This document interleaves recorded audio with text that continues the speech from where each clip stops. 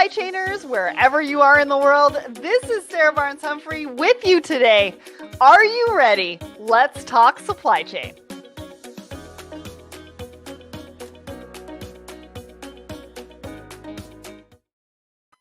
Hello, everybody, and welcome to Thoughts and Coffee. My name is Sarah Barnes-Humphrey. I am the founder and host of Let's Talk Supply Chain, the Blended podcast, and the founder of the Blended Pledge. And I'm excited to be here with you today. We've got Josh from Reveel joining me as our guest, and we're going to be talking all about the GRI rate increase with UPS and FedEx and everything that you need to know to get through it for 2024. But before we do that, let's hear from our show sponsor. So are you ready to find your tribe? If you're struggling to find a supply chain community of like-minded professionals where you can level up, network, learn about best practices from experts in supply chain, professional development, and marketing, look no further. We created the Secret Society of Supply Chain to provide a safe space, a community for everyone in supply chain.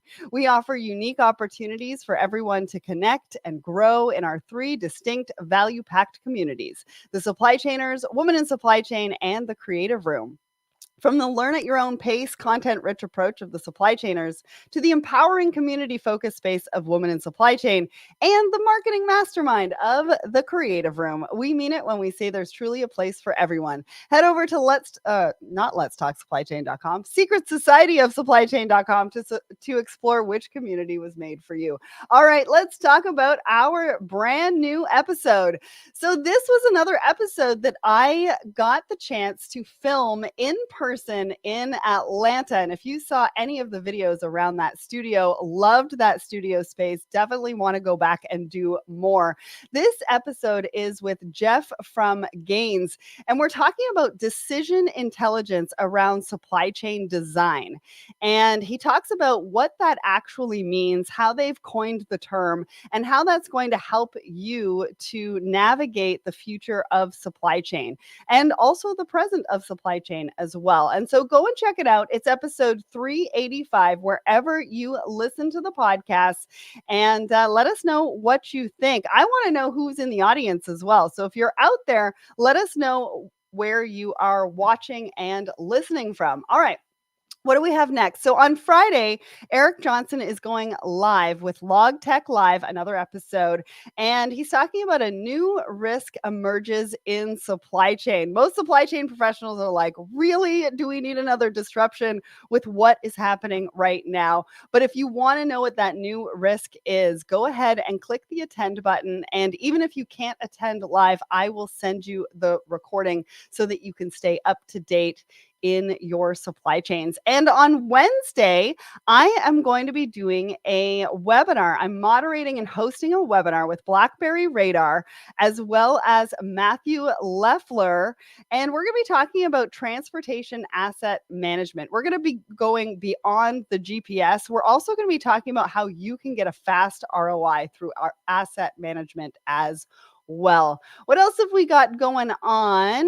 Oh, Blended Pledge. So we want to encourage, we know that it's event season right now. Now, the Blended Pledge gives away grants to cover travel expenses so that diverse voices can say yes to speaking engagements. So if you have a speaking opportunity, make sure to go to blendedpledge.org and apply for one of our grants today. And we can help you with all of those travel expenses so that you can go and say yes to those speaking engagements. So head over there. We want to be able to support you. We want to be 2024 to be the year of diverse voices on industry stages. So head over there. All right. It is now time to bring up our guest for today. Josh, good morning. How are you? Good morning. Doing great. It's good to see you. Thanks for having me. Yeah, it's a little early where you are. You're joining us from California. So thanks so much for getting up. Absolutely. Wouldn't miss it. All right. Well, why don't you tell everybody who you are and what you do? Yeah. So my name is Josh Dunham. I'm CEO and co-founder of Reveel. And Reveel is really a technology organization that helps drive transparency into the parcel shipping space. So think FedEx, UPS, and some of the other regional carriers. Well, and we're going to be talking all about that today. I mean, it's affecting everybody across the board, the GRI rate increase, what UPS and FedEx are doing for 2024. And we're going to be talking about that because it's super, super important, because if they're not careful, there's so many hidden fees, and it's actually not 5.9%, but we're going to get into that a little bit more just in a few minutes. So let's talk about the poll of the week. So the question that we asked everybody, and we do ask a question every single Wednesday morning. So make sure to head over to the Let's Talk Supply Chain LinkedIn and Instagram to be part of the conversation. Now, we asked, have you ever hired an outside consultant to optimize your shipping operations? 67% of you said no, and 30% of you said yes. 4% of you said other, which I'll get into in just a minute. Josh, what do you think about these results? I thought most people actually worked with outside consultants. So I'm actually really surprised that only 30% said yes. Yeah, not very surprised. Okay. And the reason being, we've done a lot of research actually on this, and typically, what we found in our research for reasons to not use a consultant is, number one, it's expensive. Okay, fair. Hiring outside people and bringing them in is expensive. And along the same lines as the expense, one of the typical pricing models for consultants in the space is to take a gain share for multiple years. And what we've heard in a lot of our research and interviews is that customers, quite honestly, don't want to pay a ton of money for work that's done on day one and then have to pay for like 2-3 years. They just don't think that's fair. And then the next thing that consultants, with that pricing model are up against is, well, if I could just do half as good as you, or if I could just do, 2/3 as good as a consultant can do, I can kind of break even on cost. So those are some of the things that we hear. But we're also seeing a lot of interesting things from the technology perspective, where we're seeing customers are interested in buying technology as opposed to bringing in consultants. Right. Well, and actually, this takes us back to our conversation, because we had a conversation on stage at Home Delivery World, right, about how consultancy or parcel consultants are dead. So talk to us a little bit about the opposite solution. And Bayram actually asks, what are the skills needed to be a good consultant? So kind of mesh those two together, because really, at the end of the day, it's not quite dead. There's solutions to it, right? Yeah, so there's a couple of things that go into, parcel consulting and then just kind of running your own RFPs. And I would say number one is you've got to know your data. So know your shipping profile. Arguably one of the most important and highest leverage points that shippers have is your knowledge of the impact of things that the carriers are doing. And that's actually a really good conversation today around GRI, is just knowing the impact of GRI for you specifically. But another thing is we always advise companies, focus on where you spend the money. Know your profile enough to know where the dollars are being spent, so that you can focus in those very, very specific areas. Don't get distracted in other areas where you don't ship. Right. Just focus on where you spend the money. And then I would say last, but certainly not least, is it helps if you can ask for very, very specific things. So ask for specific areas, or for specific things in very specific areas, and be very specific with your ask. Because ultimately what your carrier rep needs to do is take what you're asking, build a case, and go to the pricing analyst that is going to be basically creating pricing for your account. So be very specific in the asks. So I think also what you're saying is that having the right technology is really going to help you navigate these conversations, especially as we talk through some of the things that we need to think about. They're going to support that conversation rather than maybe even going to an outside consultant. Absolutely. And that was really kind of the crux around our last conversation, was that, is parcel consulting dead? For some it is, but it's not necessarily dead. It's what it is it's changing. But what shippers are finding is that, yes, they can leverage technology and they can leverage tools, as opposed to bringing in high priced consultants, and still get very, very similar results. Well, especially if it's that long-term, like 2 to 3 years you were talking about, because that's a long time to be in a contract with somebody, especially right now when people are sort of thinking quarter to quarter at the moment. right? So I want to say hi to Frank and Peter over on my personal LinkedIn. Thank you so much for joining us. Now, before we get into our first article, can you give us a bit of a market update? What's happening in your world? I mean, obviously the GRI, which we're going to talk about in a little bit, but what are some of the things that are top of mind? What are some of the things that your customers are thinking about for 2024 outside of that? Yeah. So number one is cutting costs, right? Is we're coming into a new year. GRI just got announced, and How do we along the do lines of that? cutting, yeah. So along the lines of cutting costs, though, is in interviewing some of our larger retailers, they had cut a lot of their forecasts going into peak. And surprisingly, many of them actually had a really, really good peak season. So volumes were actually above anticipated. Huh. Okay. Yeah, over the peak season, holiday season. And they have, however, kept their cut forecast for Q1 and Q2 coming into Okay. 2024. So that is definitely an expectation that they are having. One of the other things that we're seeing is that it's actually because of some of the more recent over the past year drops in volume. The carriers are very, very willing to negotiate. So that's something to keep in mind. Now is a very, very good time to approach a carrier. And I would say the other thing that we're seeing is the role of technology in our space. Mm, So not only from FedEx and UPS, but from technology providers like us. But we're seeing a lot. We're kind of seeing this mental shift to where it's the thought on the shipper side is, well, empower me with technology so that I can then do this myself. yeah, I'm glad that you said that because I think there's a lot of overwhelm out there as far as technology. There's a lot of options, Mhm. right? There's technology out there that is good for one organization but not necessarily good for another. And so having to navigate that conversation and trying to figure out who is the right fit for us, making that case, trying to get the budget, like there's so many different things involved in bringing on a new technology and figuring out which one is the right one for them. I think that you're using the right words as far as empower, right? Build me the case. What are you going to do for me as a technology provider? What is it going to do to my day-to-day operations and for my supply chain teams? And how are you going to empower me to have the right conversation so I can get that budget and we can implement that technology? Yep. So, yes, lots lots of things to talk about, especially around technology, and we're still talking about it. I mean, there's a lot, like I said, there's a lot of options out there. There's a lot of things that people also have a focus, right, for the Yep. year. What technology are we going to implement for 2024? Because at the end of the day, we have to be realistic as to what projects we can take on, right? Especially with onboarding and implementation. And just so everybody knows, we did do a podcast episode. And so go and check that podcast episode out because then you can learn a little bit more about what Reveal does. All right, let's talk about the first article that we're gonna get into around the general rate increase. So from what we're hearing, right, in December and January 1st, UPS and FedEx did a 5.9% GRI increase across the board. But from reading this particular article, there's a few things that stood out for me. One is rate cards. So apparently, on top of this, there's rate cards, which are GRI plus surcharges plus rules plus fees.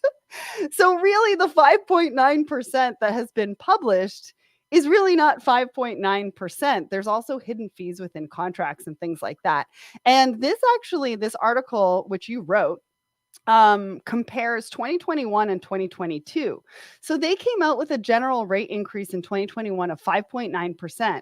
But what it actually meant at the end of the day was 12.8% by FedEx and 10.2% by UPS. Like, this is mind blowing. How do we get away with this in 2024? Talk to us about this, Josh. Well, unfortunately, we don't really get away from it. Mm-hmm. Yeah, we are all living in a shipper's world, and there's not a ton of options. Unfortunately, when it comes to parcel shipping, you have FedEx, you have UPS, and they command just such large market share. Now, you do have some emerging carriers, and you do have regional carriers, and I'm sure many have followed kind of that on track expansion, throughout the U.S. But there's really not a lot of carrier or a lot of options for shippers. Mm-hmm. But you're exactly right. The carriers announced a 5.9% increase even this year in 2024. And once again, that doesn't mean that it's 5.9%. And for anyone that follows FedEx and UPS or has followed them for quite some time, it's really no surprise that they announced the exact same rate increase. It's very, very typical.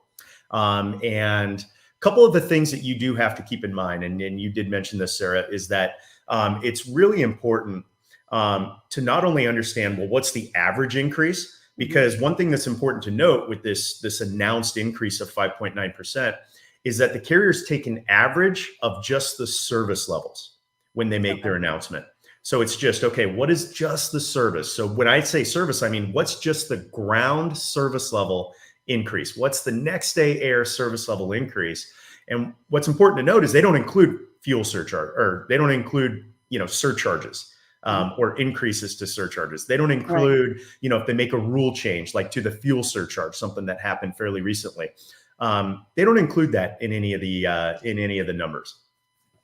So you need to be very diligent when they come out. And of course, they're going to come out with that sort of 5.9% each. But as you can see, and as you dive into this particular article a little bit more, it showcases how those hidden fees, surcharges, rules, and additional fees really do add up, and what the difference could be. Because in 2021, like I said, FedEx was 12.8, UPS was 10.2, but in 2022, FedEx was 9.1 and UPS was 10.2. So, you have to really take into consideration, because that 1% means a really big difference to a lot of shippers and organizations, especially when we're thinking about small to medium or even enterprise level who are shipping out, just millions of dollars on an annual basis. Absolutely. Yeah, it's really important when you're doing kind of the analysis on your own is not to just take 5.9% and have mentally in your mind that that's going to be your increase. Because really what you need to do is, I know you mentioned rate cards and you mentioned kind of all of these things. Yeah. Really what you need to do to get an accurate number for your individual profile is actually run what the new rates do for your profile. So your shipping. What service mix do you have? Do you have a bunch of ground shipments? Is it mostly express? There's going to be different increases for every company out there, and it's going to be it's going to be really customized for the individual shipper. Well, and it sounds like every parts of your profile as well, whether you're doing an express route, whether you're doing a standard route, depending on where you're shipping to and from. But the other part of that is you don't want to get your invoice thinking that it's 5.9%. All of a sudden it's 12.8%, blood pressure skyrockets. We do not need that for supply chain professionals anymore. So you really need to understand your shipping rates and what this GRI means to you. Now, if anybody has any questions about this, make sure to put them in the comments, because this is your time to ask that question, because we've got Josh on the show. Jim says last mile carriers are a partial solution ? What do you think about that? Yeah, there has been an emergence of not only last mile. Last mile has been around for quite some time, but also middle mile. So we see, a lot of that, and a lot of shippers are looking at that. One of the things that's very, very interesting in the course of this year is what we've seen, and this is something to really keep in mind and look at as you begin thinking about shifting volume, is we've seen the carriers start getting more and more aggressive, with their pricing. And as a byproduct of that, they're commanding more volume and getting more volume. The other thing that we're seeing is as shippers' volume has come down, many of our large retailers are actually, as a byproduct of that, having to shift volume from a last mile carrier or a middle mile carrier or even a regional carrier back to FedEx and UPS in order to hit their earned discount thresholds, and also in order to hit their bonuses. So if they have a quarterly or even an annual bonus, the volume thresholds have dropped, so they actually need to pull volume in. So we're seeing that a lot as well. But one of the big like middle mile carriers that we've worked a lot with in the past is a company called Mergo, and they help with some zone skipping. So that is a very, very popular option that shippers are looking at. And then of course, some of the final mile is absolutely a viable option. You just got to really pay attention to your volume thresholds with FedEx and UPS. Yeah, those discounts at that volume threshold, it kind of makes me think about what we do with airlines as passengers, right? We want to make sure that we hit those super elite and those elite thresholds so that we get those bonuses and those perks and different things like that. So they kind of get you, right? They kind of get you. All right, let's get to our second article. So now this is another part of obviously that GRI, that rate increase in 2024 that FedEx and UPS has come out with.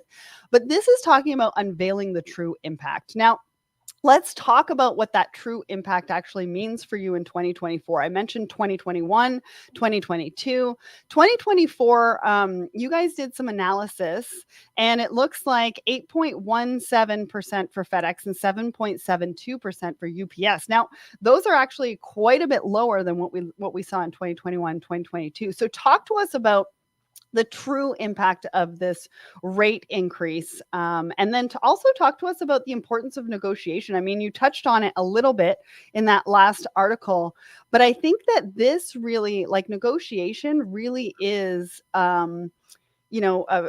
somewhere where it can make the most difference, especially in 2024.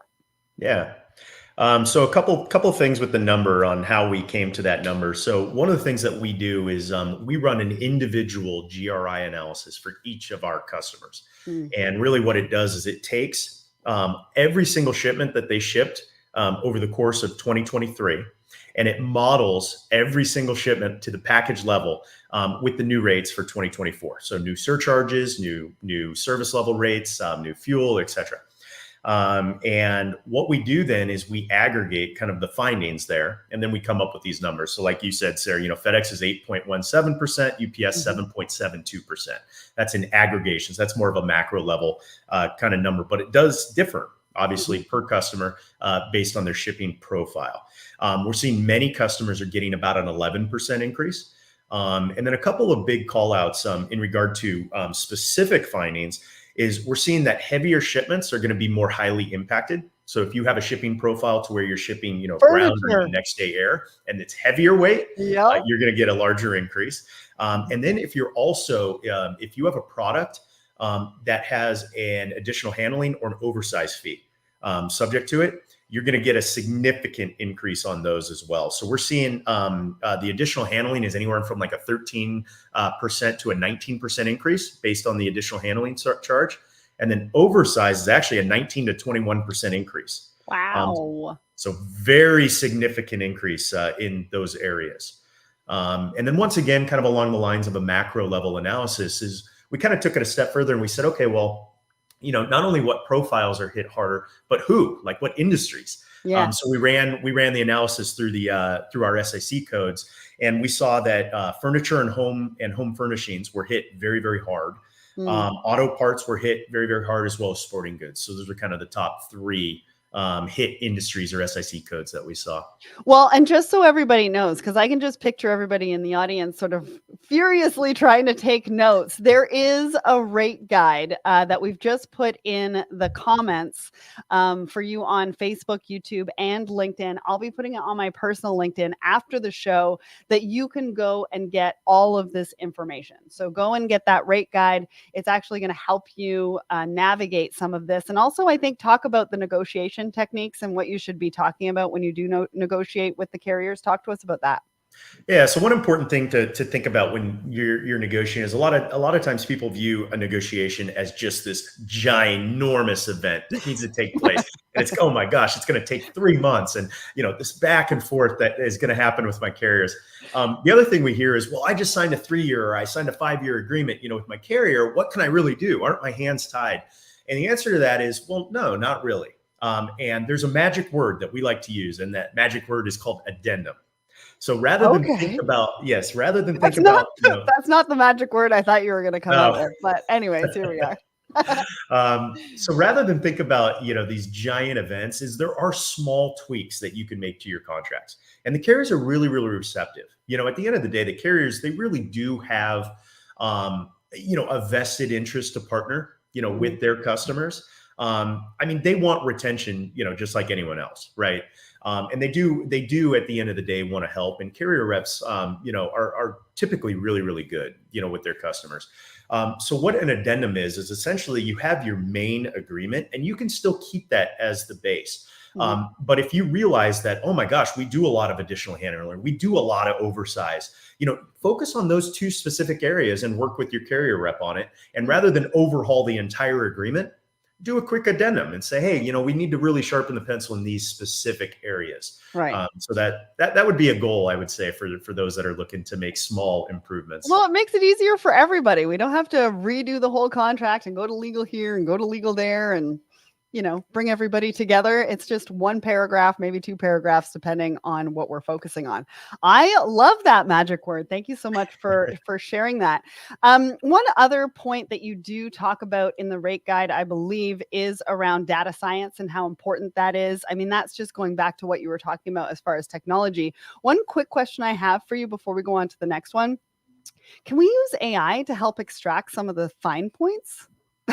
I'm just asking because I know AI is a big thing right now.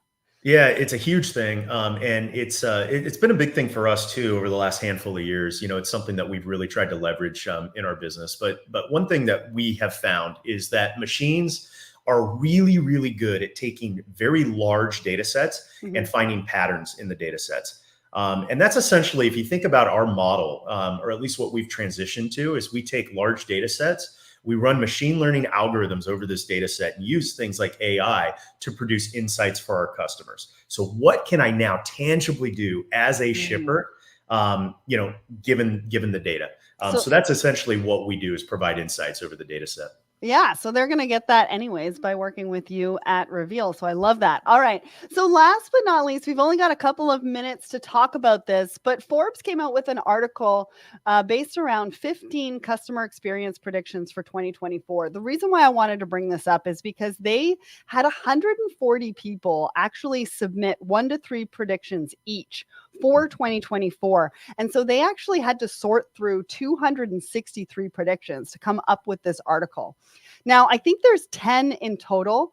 It's very comprehensive. There's a lot of really great feedback from people within the industry who have provided some of these predictions. One of the things that I wanted to point out about this that really ties into the conversation that we've had today is that customer experience is more important.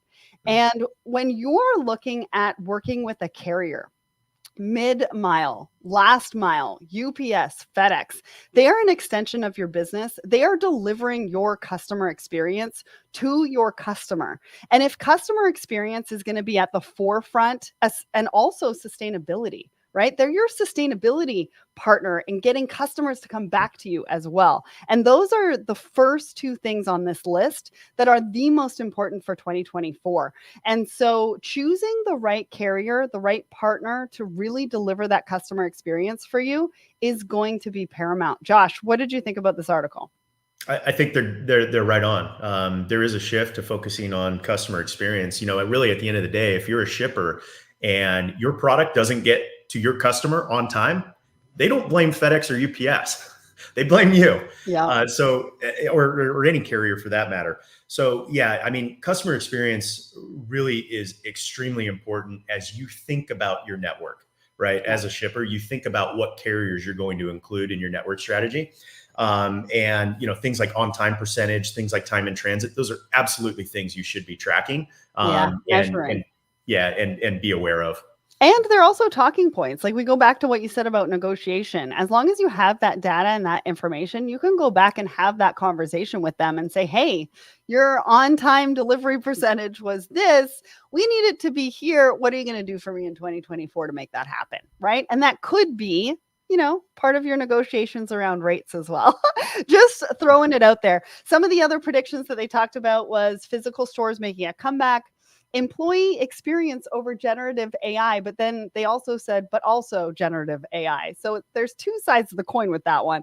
Marketing is going to be more effective and productive, security issues, on-site search, and focus on competencies. So I highly recommend you go and check out that article as well as the Reveel article, and go and sign up for the guide as well. That's going to help you in 2024. Now, before we go, I do want to let you guys know, I did I know this is paused, but I did an event post about where we're going to be over the upcoming weeks. And so This week, we've got the BlackBerry Radar webinar at 2 p.m. Eastern on Wednesday, LogTech Live on Friday. We've also got Manifest that's happening February 5th through 7th. I will be there. I'm going to be filming for Manifest Insights, filming for Let's Talk Supply Chain, lots of stuff going on.